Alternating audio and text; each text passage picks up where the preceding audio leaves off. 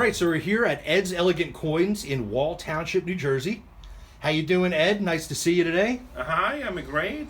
Finally nice meeting you. It's been a long waiting time to get some exposure and get to introduce everybody to the coin industry and what we do for a living, and trying to help these stackers as much as we can in such a way they get the best money for their buck without getting hurt, and how to go about invest properly.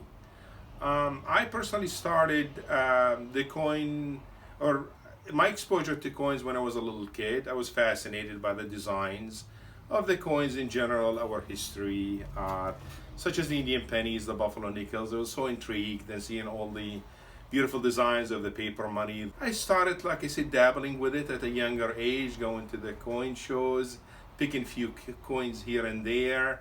And then I started trading with some of the other alike collectors. Got to move in, dealing with coin dealers.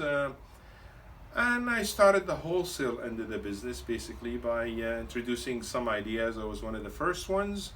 And that was introducing the bigger commemorative dollars and slabbing them by a great, one of the top grading companies in GC. And led to start dealing with that on the wholesale level. I was providing many of the dealers, smaller dealers, larger dealers, selling on eBay as well, as we do have our site there. We sell under Ed's Elegant Coins.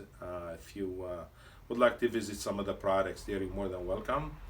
Then eventually led to getting involved in retail and business and buying a coin shop that was on the verge of going out, then expanded to a few other shops, and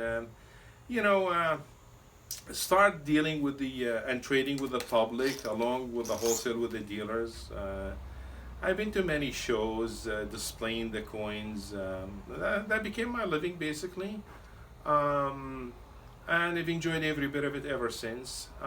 Lately we had to convert to mostly stacking silver and gold. As most of you know by now, it's the biggest thing out there, since the dollar is getting trashed on a daily basis, as you all know. And there is no better way really to convert your funds or your hard-earned money in anything other than the precious metals. Sure, they have their ups and downs. They're extremely frustrating. However, they tend to bounce back over and over and over. What's up, Patriot? All right, so we got another stacker here in the building. You might know him from Instagram. We have Shore Stacker. How's it going, brother? It's going pretty good. Just I didn't know Ed had this beautiful platinum coin here. Oh, very nice, very nice. Yeah. I'm getting that spot anyway, so. Yeah. Oh, you're not getting in that spot. Must be nice to be a teacher's pet. Yeah. No, I'm only kidding. As long as he picks my overhead up. Yeah. I'll send him the bills. Put the lights on the building. Yeah. So Shore Stacker, you've been shopping here for quite a while now, right?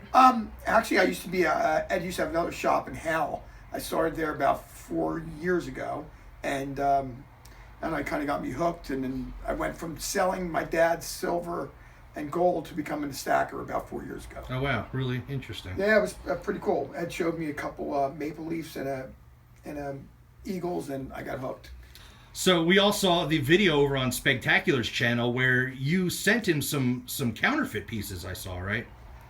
I sent it to him, but Ed processed the stuff. So they were from here at Ed's Elegant Coins. They're from Ed's. I was actually watching him process when he found the half dollar fakes. It was like this. He was going through them like this, fake, fake.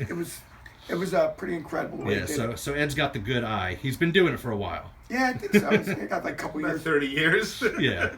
Got a few years more than me. Yeah. So Shore Stacker, you're a stacker. What I know you love your vintage bullion, your angle hard stuff like that. What's your go-to stacking metals right now? Silver and gold, or mainly silver? I've been doing some fractional gold. I know it's not the best bang for your buck, but it's cheap, and I feel like when I need to get unloaded, I can. Yeah. And it puts some gold in your stacks. So. Yeah, I mean, I like some.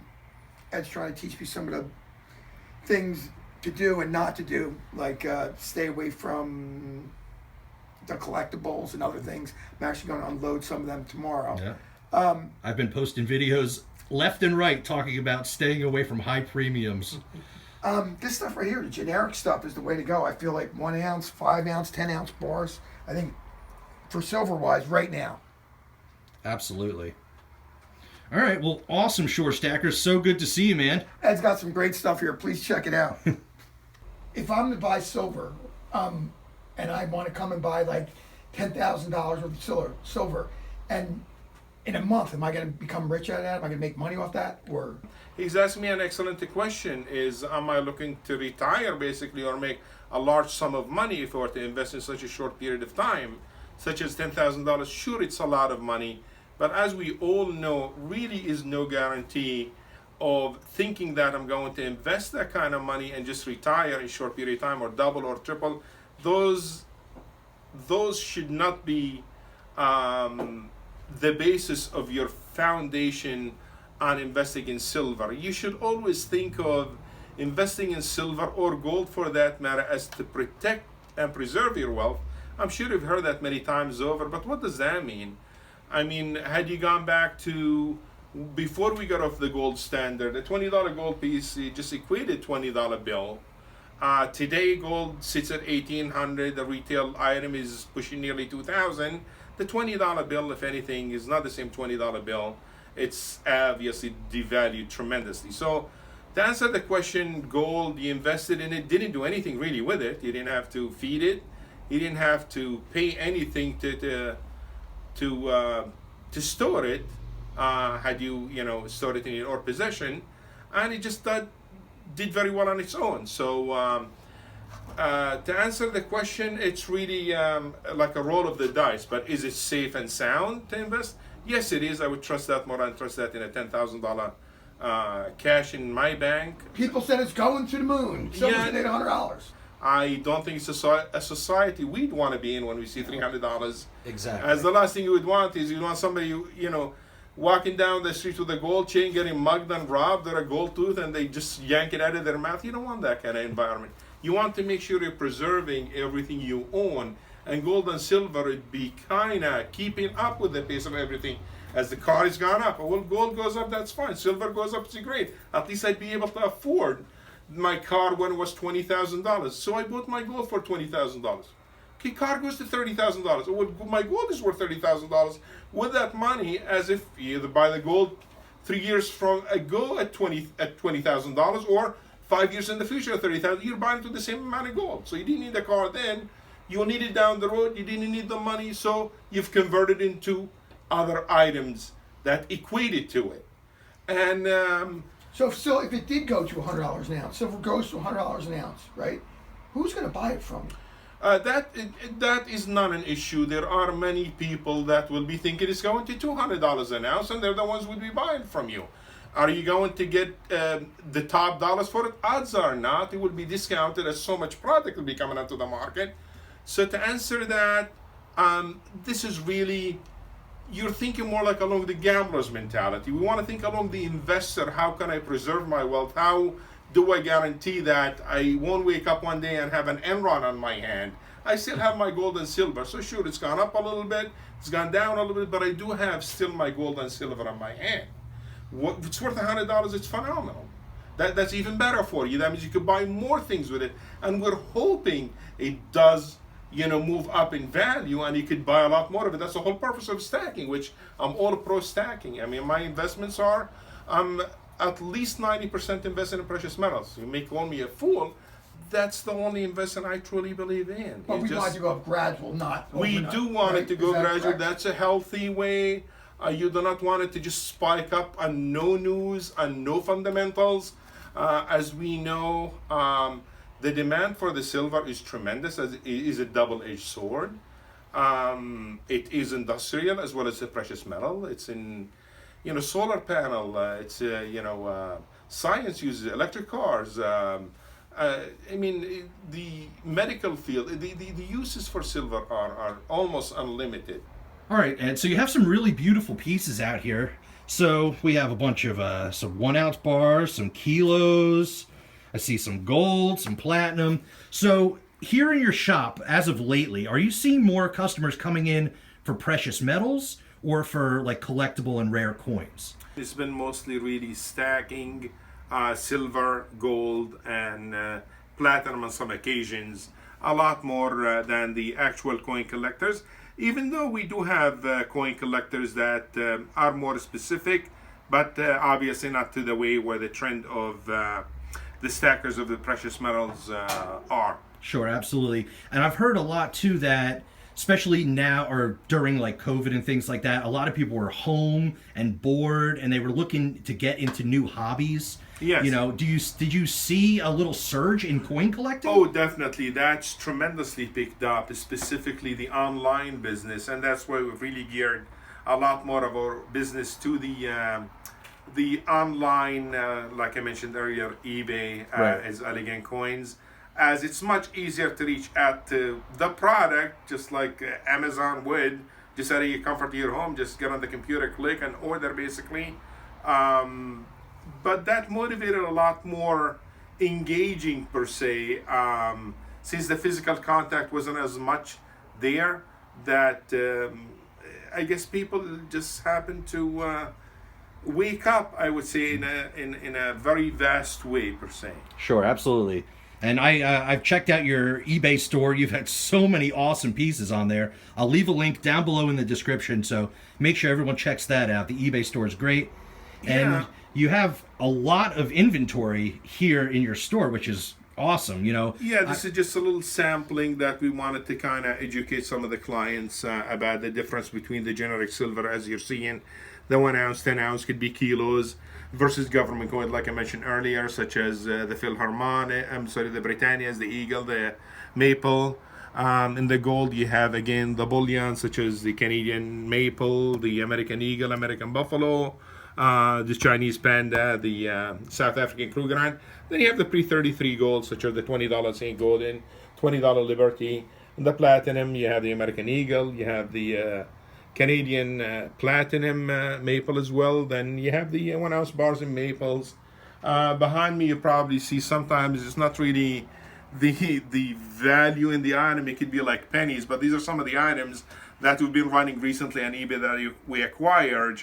A large estate in bags. Some are sealed, some are open, obviously, but inside are rolls that have been sealed for 60 years or longer. You may find a bag of pennies that has a value of $50 going north of 5,000 or 50,000 at sometimes. Wow. Yeah, I was going to ask you about those. Those are really, really interesting. Yeah, it was a cool, neat item. Just it's intriguing to see that they've gone for 60 years plus with that, any human disturbance. Yeah, absolutely. A lot of history there. Yes, sir. Yes, sir. That's what's so intriguing about a product like that. All right, Ed. Well, I really appreciate you talking to us today. I really admire all your knowledge, and I, just appreciate you having us here today and showing us some really cool stuff. So you definitely have a great story here. I did want to ask you real quick before we head out. I noticed you do have some display cases. You have a handful of things in here, but as you've told me, you don't put everything out on display. Yeah, that is correct. That's mainly a safety issue, just to kind of let all the audience know that instead of trying to overwhelm and make yourself subject to the undesirables per se, or mishaps, or theft, or human nature tend to kind of lead you to other evil things. It's important to ask the dealer, and another point I'll be mentioning, how to establish a good relationship with the dealer. This way, not only you get a good value, you get the good product, you don't get any fakes. But don't be fooled by going someplace and they just didn't see the product there. Just ask, do you have so and so, in a respectful way, not so much interrogating or any other way may be perceived as unwelcome per se. Just be kind enough and ask him. You just don't know what they may have. So may have cases, silver eagles. You may not see one being displayed, but they may have thousands in storage that they don't necessarily need to display it for safety issues. So looks can be very deceiving. It's a very old cliche, but that is the truth. That's the main reason we try not to have as much out there on hand. Absolutely. And, so it never hurts to ask your coin dealer if you're looking for something in particular. Yeah, actually they will enjoy it. And most of them are really friendly. They'll engage in a conversation and share a story or two with you. And that's how we recommend you really establish your rapport with the dealer. And some of the things I would like to add on, if you don't mind, is how do we go about establish a good relationship and get the most time of my value from the dealer? Everybody has to eat, obviously, and everybody like you is entitled to getting greater price. You have to figure out what their cost is. It's not a good idea to go pound the dealer over and over. You got to do better. You got to do better. If you want to pay $26 for silver, and including the premium, and the dealer is paying $27, obviously you're not going to get that price. So I would suggest either you save up or wait till the price drops, then go approach him in that such. I mean, if you were to go buy an item from a guy on a place like Craigslist or in a parking lot of a Walmart, then you go home and you paid half price to find out that it's fake. That is not going to do you any good except cost you more money.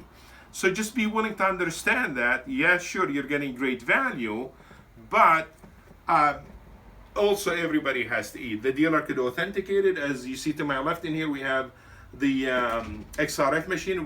If we need to, we can verify any value. So X-ray machine reads all the product, tell you it's fake or not. Should you get a coin from us that was fake by accident, we would buy it back. That's what our reputation prize on, and that's how we should establish the relationship with the dealer. The other thing is, if you pay premium for a product, and if you were, let's say you paid $33 for a Silver Eagle versus generic is $28, and you went back to the dealer and they're willing to pay you whatever spot is with no differences, that is really not a good relationship you want to have with your dealer. That's not a good dealer. I don't normally talk or like talking down anybody for that matter. But listen, the product is worth more of a premium, so you should be entitled to getting more of a premium for a product that you've paid a premium. That's just honest business per se. And I think as you establish your relationship with the dealer, if you find that is, the style they are doing business, I think you ought to find another dealer. You ought to know you got premium product, you should be getting, premium money for that product. Absolutely. All right, Ed. Well, thank you so much. And we will definitely be back with some more videos here at Ed's Elegant Coins. I have enjoyed it, and I'm here. If you guys have any questions, any of the new stackers do have any subject they'd like to discuss, any questions they'd like to send to Patriot, by all means, or to me directly, we'll gladly try to help you the best we can. Perfect. Sounds awesome. Thank you so much, Ed. You're quite welcome.